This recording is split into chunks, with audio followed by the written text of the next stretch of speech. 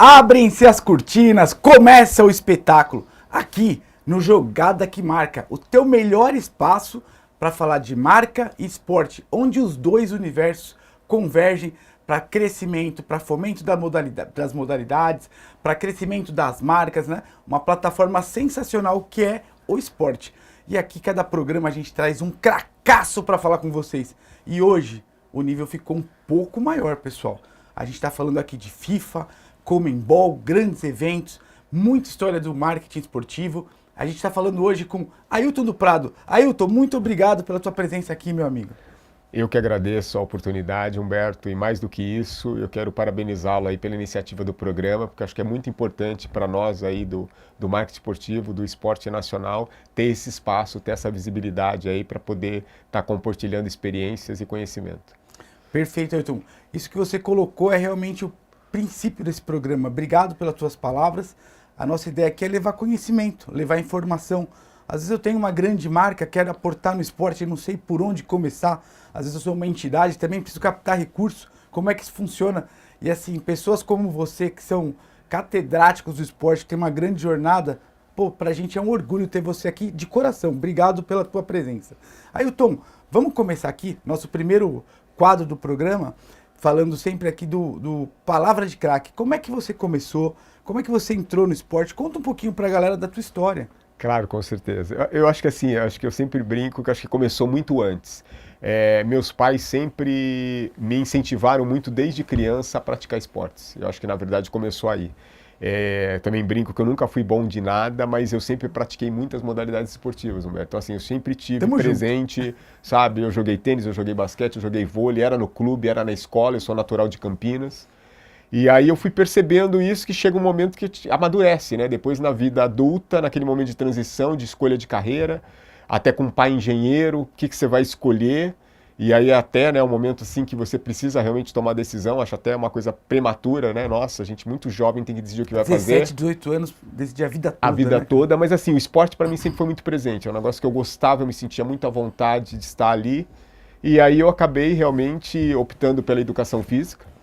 Fui me graduar em Educação Física na PUC Campinas, mas eu, na própria faculdade, com uma boa orientação que meu pai me deu, ele falou, filho, você tem que começar a investir desde agora. Faça a faculdade, mas já comece a trabalhar, já comece a ver para você, sabe, cada vez mais estar inserido nesse mercado. Eu acho que foi uma super dica do meu pai sendo de uma outra área, mas da importância, já que eu queria trabalhar com esporte. Então, assim, eu praticamente passei por todos os clubes de Campinas. Eu trabalhei no Círculo Militar com basquete, eu trabalhei na Fonte São Paulo com vôlei, eu trabalhei na Ponte Preta com o basquete feminino na época que tinha Hortência e Paula. Nossa Né? Então, assim, para mim também foi muito importante. Trabalhei no Guarani com futebol.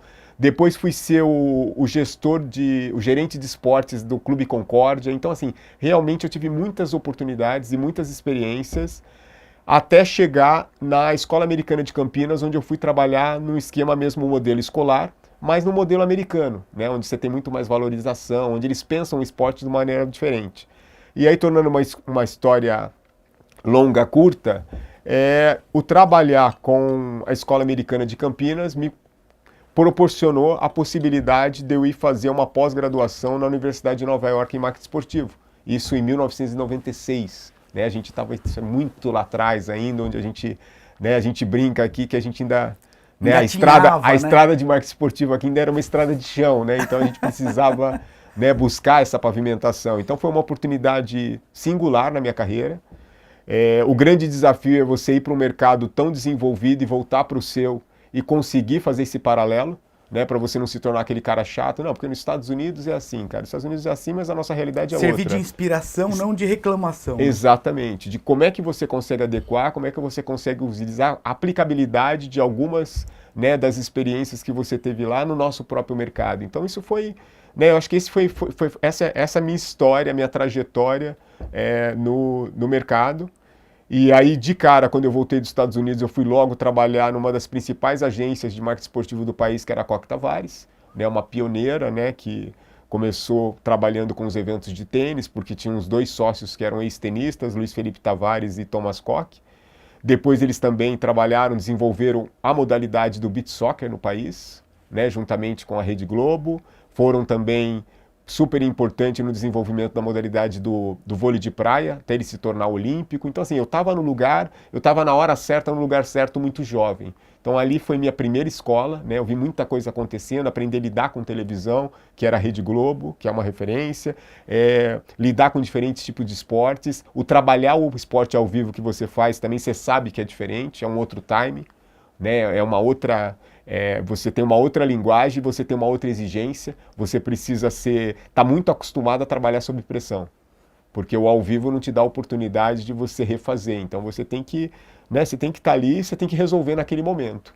E aí isso também te faz crescer muito como profissional. Então eu agradeço muito essa oportunidade que eu tive. Depois tive minha própria agência também, né? Aquela coisa daquele momento, todo mundo quer ter sua própria agência, então tive minha agência de marketing esportivo também. Foi um período bem bacana, um período muito bom de aprendizado também. Trabalhei por 5 anos na Nike, né? O que falar da Nike, né? A maior marca esportiva, né? Do mundo. Né? Ainda mais em termos de marketing, né? Porque eu acho que o marketing da Nike gerente de marketing esportivo, de esportes marketing da marca. Então, assim, num país como o nosso, no momento, né? Eu entrei lá em 2009, no momento que a gente teria depois um futuro aí de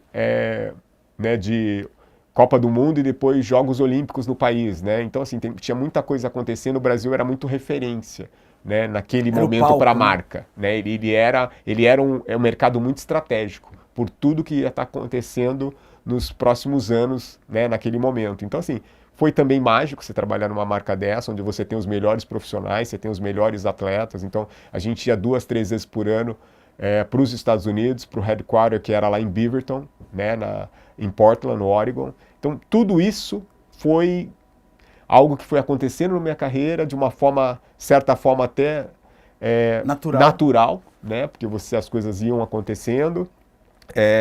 Comecei a trabalhar em 2004, eu tive minha primeira oportunidade de trabalhar com a FIFA, né? Então, assim, em 2004 teve a Copa do Mundo de Futsal em Taiwan.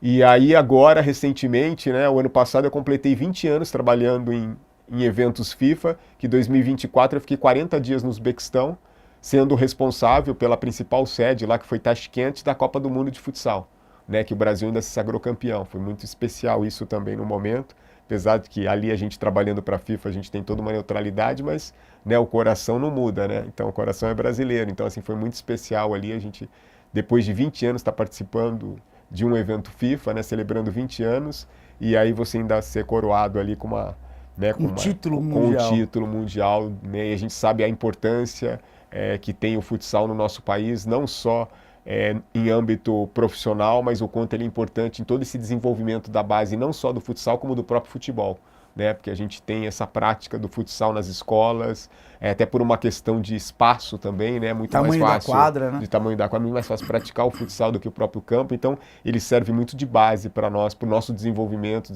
dos nossos garotos, e também no aspecto social, né? Que eu acho que o esporte também é isso, né? Eu também acompanhei outros programas, eu vi aí toda a contribuição do Walter no esporte escolar. A gente sabe o quanto isso é importante para a gente, né? A gente não pode estar focado só no alto rendimento, a gente tem que estar focado em toda a estrutura do esporte, porque ele é muito fio condutor, né? Não só para a gente poder estar desenvolvendo atletas, mas também para a gente estar desenvolvendo cidadãos, né? Então eu acho que é isso. Eu acho que esse é o esporte, esse é um pouco do meu dia a dia. Hoje eu estou num momento onde poder ter momentos como esse, de poder transferir, de poder compartilhar conhecimento, experiências, é algo que está me fazendo demais. É o que me levou para a universidade, que me levou para a faculdade de empreendedorismo, que é a Link, que é poder estar compartilhando esse conhecimento. Hoje, por exemplo, é a primeira faculdade de empreendedorismo do país, a Link School of Business.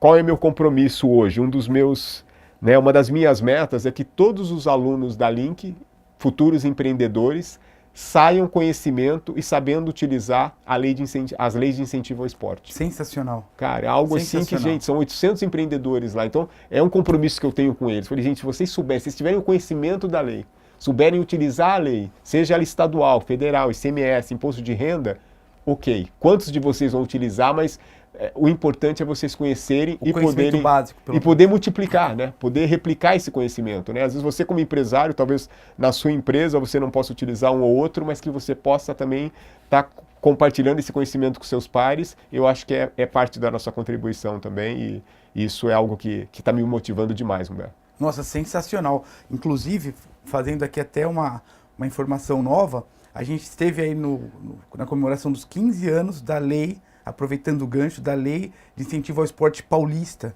E o governador Tarcísio comentou nesse evento que eles vão aumentar, inclusive, a alíquota. Que a alíquota já é uma alíquota interessante, ela vai ser ainda maior. Ailton, é muita história. Cara, que prazer ouvir essa história e dividir com a galera. E aí eu vou tentar pegar primeiro, antes de mais nada, um paralelo lá do Ailton, que foi para Nova York, num lugar onde já tinha um mercado desenvolvido lá, um jovem, para o Ailton hoje que está dando aula. O que o mercado brasileiro evoluiu em termos de marketing esportivo para você nesse cenário? Como é que a gente se encontra hoje e como a gente era, como o pessoal fala, quando tudo era mato ainda, né? Exatamente. Eu acredito que um aspecto muito importante foi a informação. Hoje a informação é muito mais fácil. Então isso ajuda os profissionais que querem atuar nesse mercado. Eu acho que na minha época você tinha que realmente buscar. Eu fui buscar o curso da NYU de marketing esportivo numa brochura.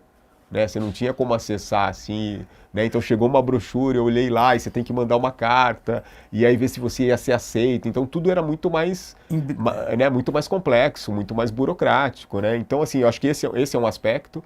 O outro aspecto, eu acho que essa geração que está vindo aí, ela teve a sorte de ter umas sobreposições de eventos relevantes no nosso próprio país.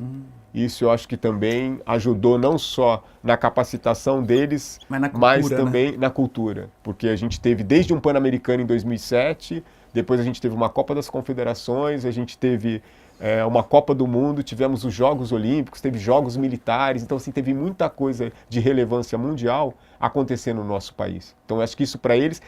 Mas também é o ônus e o bônus. Se criou muitos profissionais e muitos desses profissionais também não foram absorvidos. Né? Porque assim, você cria um número de profissionais para uma Copa do Mundo e Jogos Olímpicos, mas eu acredito que os que acabam sendo mais persistentes e mais capacitados, eles permanecem. Isso também é uma ordem natural, porque o mercado também não era daquele tamanho. O mercado não é do tamanho de uma Copa do Mundo, de uns Jogos Olímpicos, mas ele cresceu. Acho que o importante é que o mercado cresceu nesse processo de eventos importantes que aconteceram no nosso país. Então, o que eu vejo dessa diferença do mato, né, para uma avenida aí pavimentada, a gente acha que tem muito para fazer, mas o que eu acho que a diferença é isso. Primeiro, a informação, e segundo, que eles tiveram grandes oportunidades de crescimento dentro do próprio país.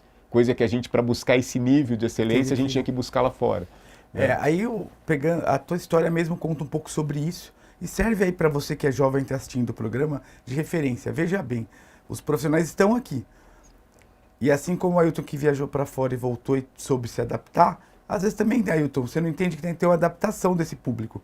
Talvez ele não tenha ali um evento nível Copa do Mundo, mas quantas modalidades esportivas precisam hoje de alguém com um entendimento um pouquinho mais técnico, um pouquinho mais qualificado para angariar esses eventos? Eu vou falar aí, não citando aqui por ser isso, mas dando exemplo, de repente o tênis de mesa, de repente lá o esporte aquático, muitas entidades precisam de pessoas com essa formação à frente. Às vezes eu acho que é realmente aquilo que você sabiamente fez, teve a sabedoria.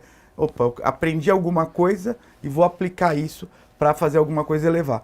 Muito, muito interessante. E pegando já o teu período de retorno na Coque Tavares, a Coque Tavares provavelmente foi uma das maiores empresas de marketing esportivos da história do país. Você tem algum caso interessante de lá, algum evento que você praticou, ou alguma marca que você viu aportar no esporte que ficou na tua mente ali como uma referência?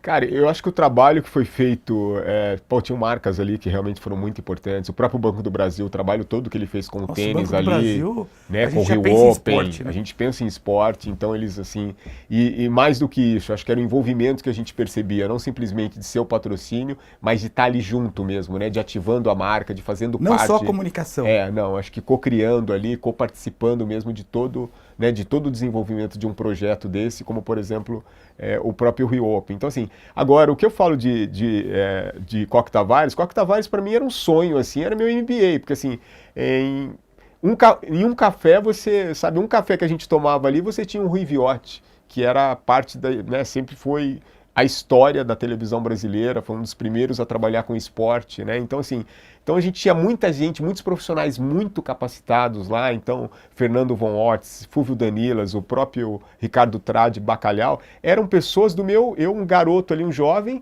eram pessoas do meu dia a dia, as pessoas que eu esbarravam ali, com quem eu podia almoçar, com quem eu trocava uma ideia, eu ficava ali ouvindo, assim, então assim, foi meu MBA ali poder, sabe, poder estar ali naquele ecossistema diariamente, né, e podendo, né, beber dessa fonte, que eram de tão bons profissionais. A gente está falando aí de grandes eventos ali com o Macoque Tavares, e aí a gente está falando realmente de eventos parrudos.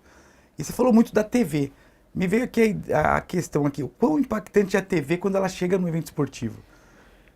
Olha, eu acho que hoje até a coisa, né, hoje a gente não fala mais só de TV, hoje a gente tem outras, né, a gente tem outros canais aí, a gente tem muitas possibilidades, né, de mídia que não só é a TV, que era da minha época ali quando eu comecei, mas a TV, ela mudou o jogo, né? Era um evento com TV ou um evento sem TV, eram coisas totalmente distintas e tinha o evento ao vivo e o evento gravado, a gente também trabalhava os dois, né? E cada um com a sua, né? E sempre falando de Rede Globo, que sempre foi um exemplo de excelência, então o gravado tinha toda a sua preocupação com o detalhe, né, daquela coisa da gente ter que voltar, da gente ter que fazer no detalhe direito, de se preocupar com o clima, com o tempo, né, com todas as entradas, e o ao vivo que era aquilo que, pô, a gente tem que entregar da melhor maneira e é ao vivo, né, e 8h55 é 8h55, 8h57, então todo minuto conta, né, então a gente aprendia muito e mais uma vez, é a pressão. E nessa época eu aprendi, eu acho que eu passei isso para alguns outros jovens com que eu tive a oportunidade de trabalhar, que era, Humberto, se você não consegue trabalhar sob pressão, provavelmente você vai ter muita dificuldade de trabalhar com eventos ao vivo de televisão. Porque isso é uma situação que, por mais que você planeje, ela faz parte, ela está inerente a trabalhar com evento ao vivo. Então não é algo, mas como é que a gente faz? A gente pode tentar minimizar, mas a gente não pode, a gente tem que saber que faz parte, né? A pressão faz parte do evento. A pressão e até a inteligência de usar a ferramenta, como você comentou, né? Cada segundo conta. Ouvi uma história semana passada, dividi até com os ouvintes da gente aqui, os espectadores, que o pessoal estava transmitindo um evento de futsal na Record, já na época de Sport Promotion, não. Coque Tavares, algumas dessas empresas aí, fazendo futsal na Record. E o Dunga jogava pelo time do Brasil. Tá. Na Globo, estava passando uma outra programação esportiva. Então o pessoal acompanhando aqui, ó, entrou comercial na Globo. Foca no Dunga a câmera. Porque quando o pessoal que está assistindo passar pela Record e ver a imagem do Dunga, é uma imagem conhecida. Então, para tudo tem estratégia. É uma inteligência dentro disso que não é uma coisa simples de se fazer, né? Não é. Não. A gente já teve situações assim que são várias, mas eu acho que a questão é sempre que a gente vai muito mais para os perrengues, né? As coisas que a gente tem mais problema, que as coisas às vezes ali não acontecem. A gente já teve eventos que, pô, a gente estava fazendo um evento no Guarujá, de repente a maré começou a subir e aí ela começou a comprometer até a estrutura das arquibancadas ali. Então a gente teve que fazer uma mudança ali muito rápida, mudar o pessoal de público para garantir segurança do evento, mas abrir mão de uma das arquibancadas e mesmo assim ainda tinha um pessoal por trás operacional colocando sacos de areia ali para garantir toda a segurança e que a gente pudesse dar continuidade no evento até o final. Então, assim, são coisas ali que acontecem numa fração de segundos, ao vivo, tomada de decisão muito rápido. E eu falo que o que te faz melhor, o que te faz crescer são essas adversidades. Né? Por isso que eu falo que, pelo menos nessa área que eu conheço de organização de eventos esportivos, o que faz o bom profissional é a jornada. Né? Porque por mais que você saiba na teoria, né, você tenha um bom planejamento, você tenha bons checklists, o que vai realmente te dar essa capacidade de desenvolver e de te tornar cada vez mais seguro no que você faz é a experiência, são as adversidades, é o dia a dia. Né? Então a gente tem que estar pronto para isso e quando ela aparece, né, essas tempestades, elas têm que ser bem-vindas, né? A gente tem que encarar de uma forma como uma grande oportunidade de aprendizado, mas na hora ali não é fácil, eu sei. E é legal que você está olhando tudo isso como uma oportunidade, né? É aquela história, né? A pedra bruta só vira diamante quando é polida. E o que vai fazer ela ser polida são as intempéries da natureza. Então, isso também serve para o homem. E já você saindo ali da Coque Tavares, você também passou pela Nike, que é uma empresa global. Algum grande case, porque a Nike é uma empresa que obviamente, que é uma empresa focada no esporte, mas é uma empresa, na minha visão, que tem excelência em entrega de marketing esportivo. Sim. Os comerciais da Nike até hoje me emocionam, né? O posicionamento da marca, eu acho que é um dos posicionamentos mais agressivos no sentido de aproveitarem ao máximo o que a experiência pode gerar. Você tem algum case da Nike que você pode trazer pra gente?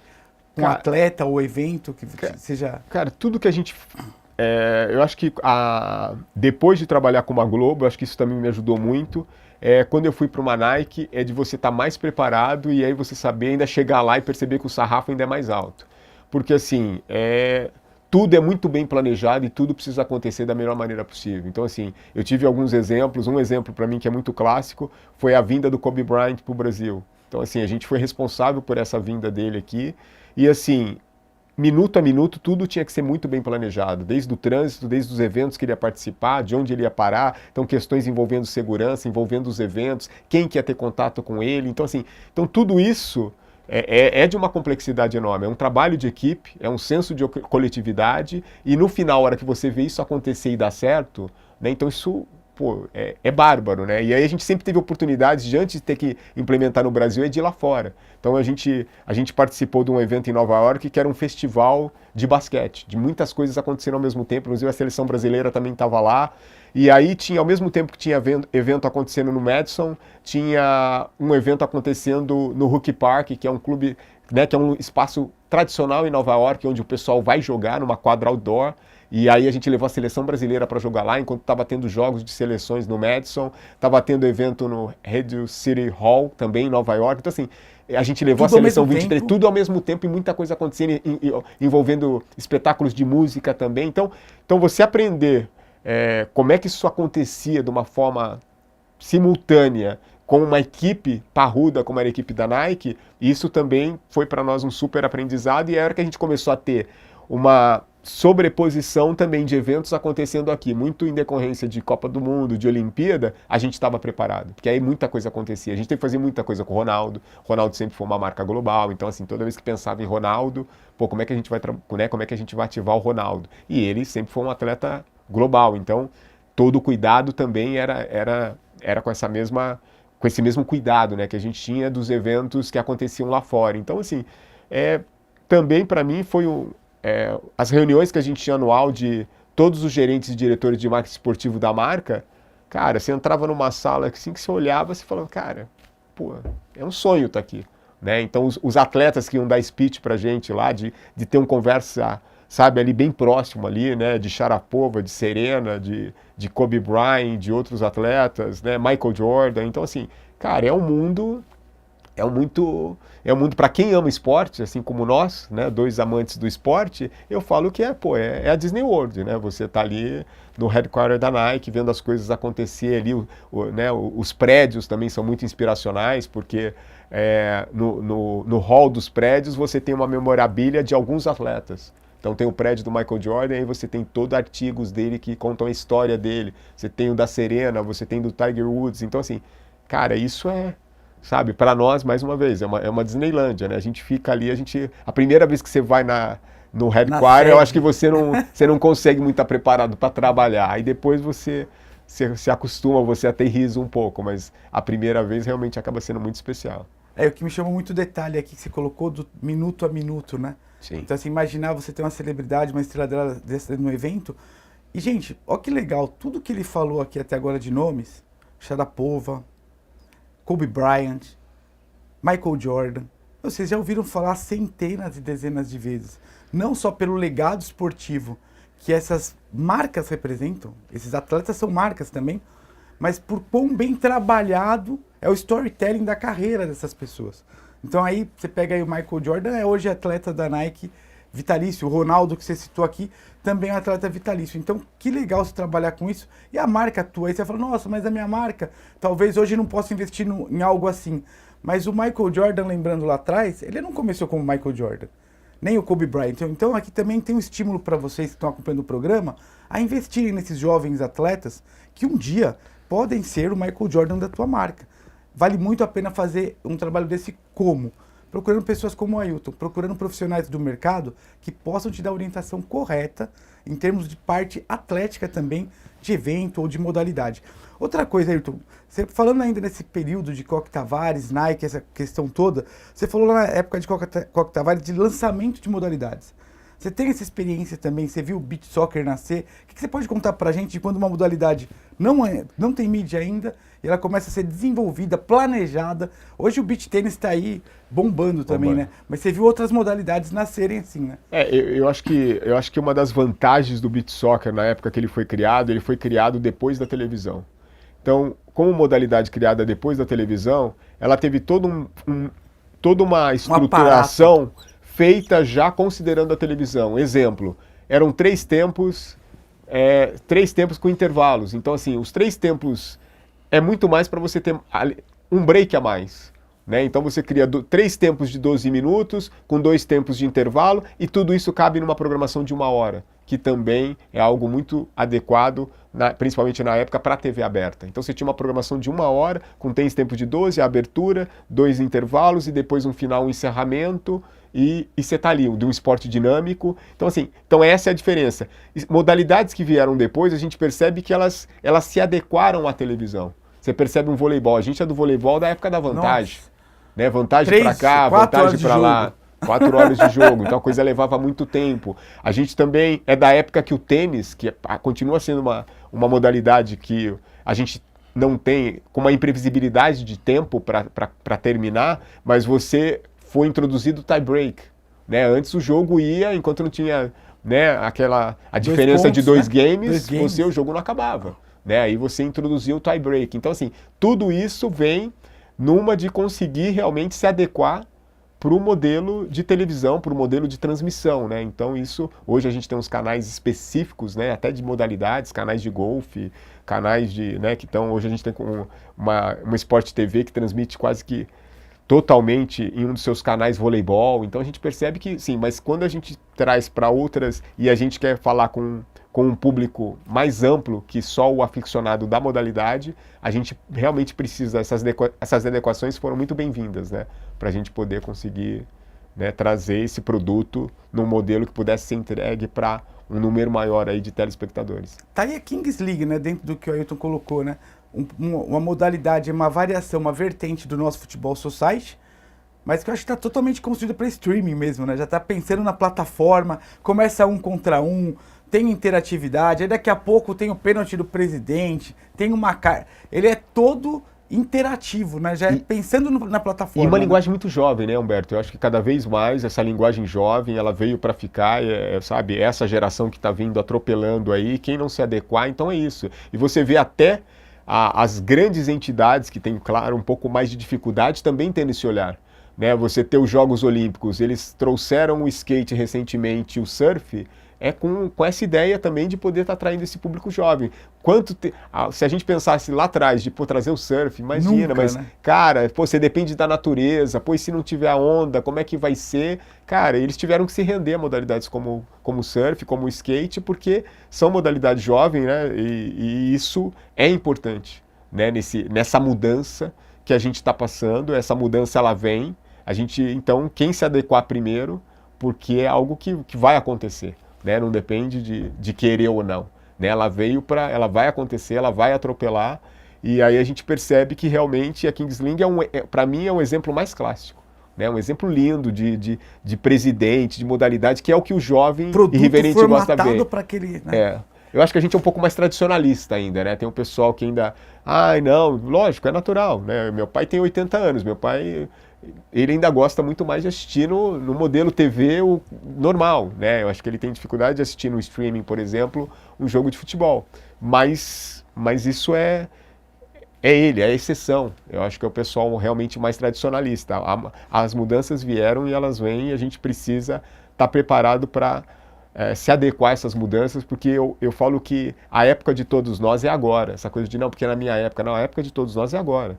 Né? Então a gente tem que estar preparado para esse momento. Aqui o Ayrton está falando aqui coisas também que vão muito além do esporte, né, gente? A gente falou de resiliência, de você aproveitar o foco do agora, de aprender a lidar com as adversidades. Então tem coisas aqui que você pode levar não só para tua marca. E para tua marca, qual que é o ponto legal aqui do que a gente comentou até agora? Existe oportunidade para todo tipo de marca. Então, assim, se a gente está falando de um evento FIFA, que daqui a pouquinho a gente vai perguntar até para o Ailton como é que se organiza aí um evento FIFA, existe oportunidade para um beach tênis, existe oportunidade numa Kings League, existe oportunidade, de repente, num projeto social, esportivo, aí no teu bairro. A tua marca, de repente, apenas ali com recurso pequeno, pode fazer uma tremenda diferença social investindo numa modalidade ali no bairro onde está a tua empresa, no bairro onde está a tua marca. Então, e aquilo também sempre pensando no planejamento. Isso conversa com o meu valor, isso conversa com os atributos que a minha marca entrega, porque se você não tiver esse planejamento, por melhor que seja a tua intenção, por melhor que a marca, o esporte seja, vocês não vão converger. Então isso é muito importante a gente colocar esses dois universos. E falando de universo, você já falou que você é um esportista nato, vocês estão olhando aí, Ailton, super novo na imagem aí, contando história lá da década de 80. Ailton, qual que é o teu esporte, cara? Qual que é o teu esporte favorito? Hoje ou no passado é que você pratica, que você curte? Eu gosto muito da corrida, eu acho que a corrida é algo que me faz bem, assim, é uma corrida muito descompromissada, eu não corro pensando em tempo, em pace, mas é algo que me dá sintonia, que me dá equilíbrio, então, e é algo que eu posso fazer em qualquer momento, né? Acho que isso também facilita de qualquer tênis outra. Ali acabou. Tênis já não, tênis hoje, né, eu já muito mais adoro assistir. Não, digo, corrida, você tendo um tênis, acabou. Acabou. Se tiver, você já pratica. Pratica, é verdade. Eu acho que é isso e é isso. Você não precisa de ninguém, lógico, poder correr também com alguém, bacana, mas você não depende de ninguém. Então hoje também, pra gente, com essa nossa rotina de trabalho profissional, você poder adequar algo que você tenha menos implicações. Então, às vezes eu estou viajando, eu posso correr onde eu estou viajando, né? Então, tranquilo. E se tiver frio ainda, se tiver uma situação muito, né, difícil, você pode geralmente ter uma esteira, tem algo que dá para você fazer também. Então, é bem tranquilo, acho que é isso. E para assistir, que eu estava falando que eu gosto muito do tênis. Eu acho o tênis um esporte, me fascina essa capacidade emocional do tênis. Eu acho o tênis um esporte extremamente emocional, onde você, a todo momento, você é colocado em prova e você errou naquele momento, a resiliência ali é imediata, porque você já tem que pensar no próximo, aquele já foi. Então acho que isso é um pouco, se a gente conseguir levar um pouco a vida dessa maneira, de que aquele ponto já foi, legal, mas vamos pro próximo, eu acho que eu acho fascinante, eu acho essa ideia, como outras modalidades também trazem muito isso, né? Acho que o esporte traz muito isso. Cara, aquele já foi. Aquela bola que caiu no vôlei, junta todo mundo como coletivo, a gente vem ali pro meio da quadra, se abraça e vambora. Aquela já foi. Ó, eu vim aqui, pessoal, para falar de esporte, e na verdade tudo que a gente... Talvez você em casa esteja sentindo a mesma coisa que eu. Pô, parece que ele tá falando para mim. As palavras aqui em termos de conduta também tem todo sentido. Da corrida, só pegando aqui um parênteses, você viaja o mundo, né? Você já foi para vários países e vários eventos aí a trabalho. E quem corre, eu tenho essa experiência de gostar de correr também, quem corre conhece um outro país, né? Porque você vai dar uma volta ali, uma coisa é você andar de carro, pegar um transporte público, né? Você pegou teu tênis ali, correu em algum lugar, você enxerga coisas que até turista não viu, né? Exatamente, eu acho que é isso. Eu tive a oportunidade de ir a trabalho para 20 países. Né? O mais recente agora foi o Uzbequistão. Eu acho que são duas possibilidades que a gente tem de conhecer um outro país, conhecer uma cultura, né? Então, essa é correndo, né, de você entrar nas ruas, ela explorar um pouco a cidade. A outra é trabalhando, porque trabalhando você interage com pessoas diferentes de quando você está como turista. Local. Então, assim, 40 dias no Uzbequistão, eles me dão um dia a dia da rotina daquelas pessoas, que se eu passar 15, 20 dias mais viajando, turistando, é um outro país. Né? Isso para mim também é algo que me faz demais, como ser humano, poder ir lá nesses locais e entender um pouco melhor aquela vida, né, dessas pessoas, aprender com aquela cultura, né? E de uma certa forma, quando a gente vai trabalhando, a gente precisa ter essa capacidade de observação, porque na verdade você vai ali, de certa forma o intruso é você, né, Humberto? Então você precisa ver como é que você consegue fazer a sua melhor entrega, respeitando aquele ambiente, respeitando aquela cultura, né? Então isso também é bastante desafiador, mas eu sempre amei a relação interpessoal. Eu acho que eu sou um cara realmente apaixonado por pessoas. E aí o trabalhar em outros locais me dá muito essa possibilidade, né, de conhecer outras culturas, conhecer outras pessoas. Eles geralmente estão muito orgulhosos de estarem fazendo um mega evento. Então isso é um combustível muito importante nesse processo, porque eles estão ali, agora no Uzbequistão foi o primeiro evento FIFA da Ásia Central. Então, assim, é um Nossa. evento histórico. Então, Não é eles nem só o tavam- país, né? não é só o país, eles estavam fazendo algo para uma região. E a grande maioria do comitê local era feita por jovens, com menos de 30 anos, sabe? Grande maioria ali, um pessoal de 20, 25 anos. Então, assim, é demais. Fervendo, né? Fervendo. E eles com muita vontade, e querendo vir à noite, querendo aprender. E a gente querendo aprender com eles. E a hora que eles percebem essa sinergia, que não é uma relação de uma via, de, não, tá chegando a FIFA aqui. Não, a gente vai ter que fazer junto, a gente vai fazer isso a quatro mãos. A gente está aqui para aprender com vocês, porque ninguém conhece melhor o país e conhece o esporte do ponto de vista nacional do que vocês. E a né? FIFA é referência, né? A FIFA é uma referência, não tenha dúvida, também é onde eu aprendi a trabalhar com muitos bons profissionais, né? Então é onde você...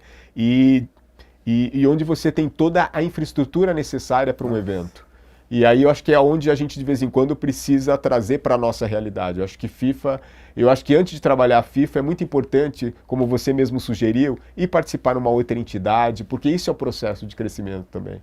Porque por hora que você chegar num evento onde você tem toda a estrutura, você não se perca nesse processo de falar, nossa, eu tenho tudo e não estou fazendo. Porque o importante também, eu acho que minha época de Coque Tavares, a estrutura, por mais que era uma agência que fazia grandes eventos, era uma estrutura de médio porte, enxuto. Então, assim, a gente tinha contato com a área jurídica, a gente via contratos ali passando, se a gente quisesse ler. Então, tudo isso para a gente poder estar absorvendo conhecimento. Então, o que eu falo para os jovens até hoje, eu falei, gente, a gente teve uma NFL aqui, teve gente que fica ali olhando, né, como um evento diferente, um evento histórico que aconteceu aqui. Eu falei, mas quantos de vocês foram, eu adoraria, mas, gente, quantos de vocês se colocaram à disposição de trabalhar até como voluntário?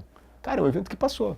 Eu tive alguns estudantes da Link lá que foram como voluntários. Liguei o telefone e falei, tô com uns alunos aqui, eles querem. Cara, é uma super experiência. Então, assim, muitas vezes a gente fica também nessa de que, eu não tenho oportunidade, a gente precisa criar oportunidade, né, Humberto? Então, assim, e o voluntário abre muitas portas, né, de você estar ali. Porque você precisa criar sua network. Você precisa ser conhecido no mercado para você poder ser absorvido. Então, e esse network...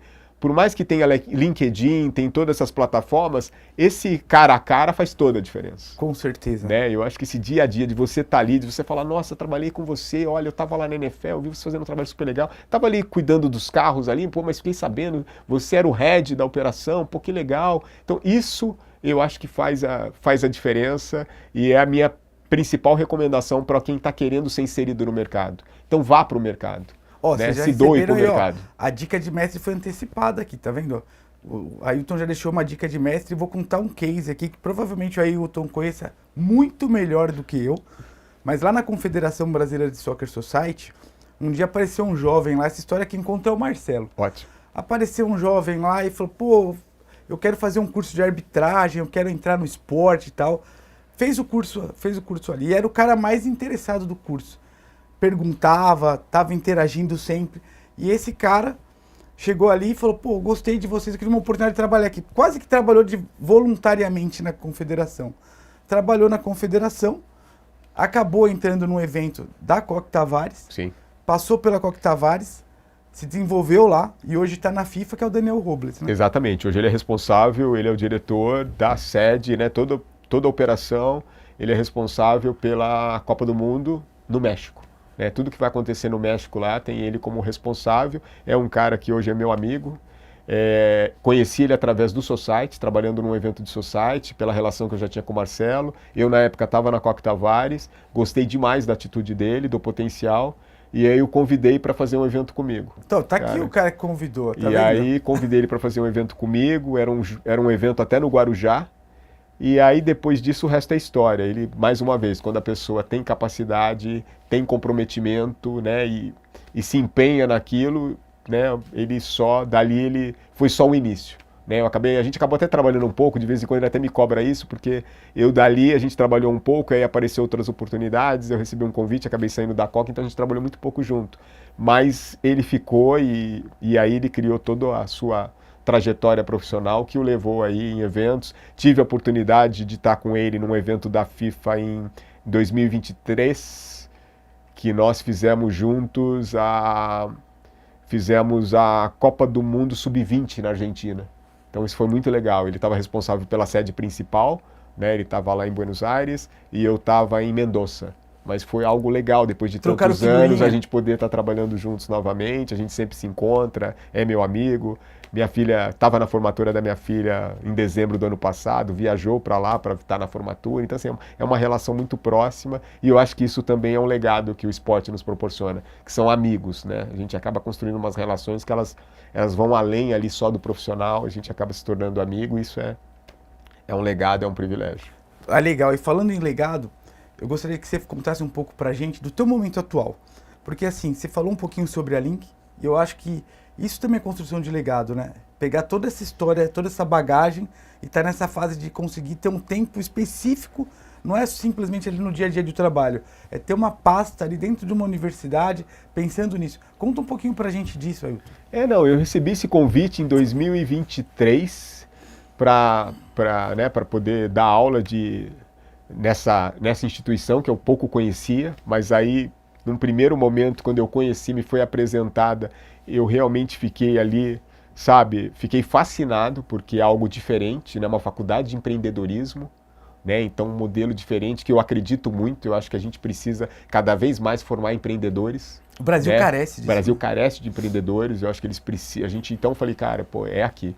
Né? E a gente poder pegar e colocar nesses empreendedores também a semente do esporte, né? Eu falei, pô, então eu acho que eu realmente estou no lugar certo, eu acho que eu vou poder contribuir de uma outra maneira no desenvolvimento do esporte no nosso país. Então apareceu esse convite, primeiramente para dar aula, depois, a partir de 2024, de janeiro de 2024, ano passado, eu assumi a gestão de esportes da instituição, porque também a instituição acredita muito da importância do esporte na formação desses empreendedores, né, pelos valores do próprio esporte, né, de disciplina, de resiliência, que a gente vem tanto falando aqui, né, de superação, de senso de coletividade, de trabalho em equipe, e isso vem acontecendo de uma forma muito, a gente montou algumas equipes, a gente disputa o NDU, então você percebe que aquele papo de vestiário, ele acaba sendo um papo de vestiário, mas ao mesmo tempo um papo de empreendedores, é muito legal você ver ali eles no vestiário conversando, e em algum momento é esporte, mas em alguns momentos você percebe a prática do próprio empreendedorismo ali acontecendo, então eu me sinto assim, sabe, me senti honrado com a oportunidade e hoje, no meu momento de carreira, estou aí semana que vem completando 53 anos, é algo que realmente eu queria muito fazer, que eu estava buscando uma transição, eu continuo com as minhas outras atividades, semana passada aí teve jogo da Conmebol, é algo que eu faço assim com muito prazer, mas esse momento de poder compartilhar conhecimento com essa nova geração é algo que realmente me faz, é algo que estava faltando e que está me completando agora nesse meu momento de carreira, Humberto. E só reforçando, qual que é o nome da instituição, onde ela fica, como é que as pessoas podem procurar a Link? Cara, a Link School of Business, ela fica ali na Avenida Brigadeiro Luiz Antônio, 5083, bem perto daquele Hotel Unique ali, que tem ali. E, pô, pode procurar aí pelas redes sociais, tudo, e tem várias coisas acontecendo, né? Então a gente tem a instituição em si, mas ela promove muitas atividades, tudo. Então acho que poder estar ligado no que nós estamos fazendo como instituição é bem bacana. Então, e por favor, sintam-se à vontade aí também para nos procurar, tá? São sempre muito bem-vindos. E eu adoro poder estar falando com pessoas que estão interessadas em trabalhar com esporte. Sempre que me abre um espaço como esse, eu quero mais. Faz parte também eu acho que desse nosso mantra, da nossa postura do esporte, que é poder compartilhar. Né? Eu acho que a gente precisa compartilhar. Eu considero isso uma necessidade, entendeu, Humberto? Da gente poder estar compartilhando conhecimento e estar podendo contribuir e inspirar as novas gerações. Né? Porque o esporte ele é muito plural. Né? O esporte, só o Ailton e o Humberto a gente não vai conseguir fazer esporte. Né? Se a gente quiser realmente fazer um esporte, algo que possa realmente ser relevante, impactante para o nosso país, a gente precisa de mais pessoas, a gente precisa multiplicar essa força de trabalho e de pensar o esporte no pró, que eu acho que é esse trabalho que vocês também desenvolvem tão bem no Society, né, em tudo que vocês estão aí realizando, que é a gente acreditar que a gente precisa, que o esporte não é o esporte pelo esporte, né, é o esporte pelo país. Então eu fico muito contente de perceber quando as pessoas nos procuram e a gente, de alguma forma, a gente pode contribuir aí nessas novas jornadas aí que estão se iniciando aí. do esporte. Perfeito, Ailton. E assim, como é sofisticado, como é elegante a questão dos detalhes, né? Vocês veem, pessoal, Ailton está aqui com a camisa da empresa. Parece tão simples, mas é tão elegante e é tão bacana para a marca. Você vê que legal quando a gente está falando aqui da importância da gente ter a marca sendo divulgada, a marca sendo trabalhada, não como anúncio, não como comunicação, mas como legado, como construção. Aqui a gente já está sabendo mais sobre essa escola do que provavelmente se uma publicidade estivesse indo para o ar. Então é isso que o esporte entrega. E todos esses princípios, gente, esse foi um dos programas, na minha opinião, com mais princípios divulgados, além daquele tradicional trabalho em equipe. Então a gente falou aqui de superação, a gente falou aqui de N fatores que podem ajudar você a escolher melhor aonde vai aplicar o teu investimento ou iniciar uma jornada dentro do esporte, mas imaginando que o esporte vai muito além do que simplesmente a bola rolando, né, ou a raquete ali batendo numa bolinha. Outra coisa que eu quero fomentar aqui nessa retinha final de programa, que eu acho muito importante, é o seguinte: vejam o tamanho do profissionalismo que já existe hoje no mercado brasileiro quando a gente fala de esporte. O Ailton aqui é um catedrático, na minha opinião, uma das grandes mentes pensantes do esporte no país. E a gente está falando de FIFA, a gente está falando de Conmebol, a gente está falando de CBF, a gente está falando de Globo, de Nike. Tudo isso faz parte do cenário esportivo do país. Não é mais aquela questão daquela marca, vem aqui, patrocina o time XYZ, não. É algo muito maior. E ele, quanto mais profissionalizado melhores condições, pegando a primeira palavra que o Ailton colocou aqui no início do programa, que é informação. Melhores condições de informação qualificada você pode receber para que se posicione da forma correta e tenha o melhor retorno. Porque se você ganha, o esporte também ganha. E essa é a nossa intenção. Ailton, a gente está na retinha final do programa. Eu queria te pedir as tuas considerações finais. Passa rápido, né, Ailton? Nossa, muito rápido. Passa rápido. Mas que bom. Né? As tuas considerações finais. Tem alguma coisa que a gente não perguntou e você queira aqui lembrar também? Por favor, fica à vontade. O palco aqui é teu, Ailton. Não, obrigado, Humberto. Não, eu queria aproveitar um gancho que você, no decorrer da entrevista, que foi dessa importância de você acreditar em algo e investir. Então, assim, você pegar um atleta e investir nele desde o início é muito mais legítimo. E aí parece que não, mas a gente faz o mesmo. Na época, na Nike, era o mesmo modelo. Porque, por exemplo, você não pega um atleta que vai se tornar global com 20, 25 anos. Você pega ele na base. Então, assim, eu acho que esse é o importante, vocês conseguirem ter um olhar mais amplo do que é o esporte, de onde você pode investir. Senão a gente fica muito com essa visão míope. Eu não tenho dinheiro para investir no esporte. Hoje você tem uma cidade, o futsal ele tem muito esse modelo, que, por exemplo, você tem uma Tramontina que você não sabe se a Tramontina consegue viver hoje sem o futsal em Carlos Barbosa. E se o Carlos Barbosa consegue viver sem o futsal da Tramontina. Então, assim, oportunidades existem, né? E é legítimo. A Tramontina investir na cidade, num time na cidade, é extremamente legítimo. Então acho que a gente tem que buscar, vocês que têm as suas marcas, buscar essa legitimidade. Sabe, eu acho que a oportunidade está muito na legitimidade. E não, não, esse aqui ele já está lá, eu quero esse porque na oportunidade. Eu acho que é na legitimidade que a gente tem que buscar, e se a gente também puder ajudar nesse processo, estamos aqui à disposição.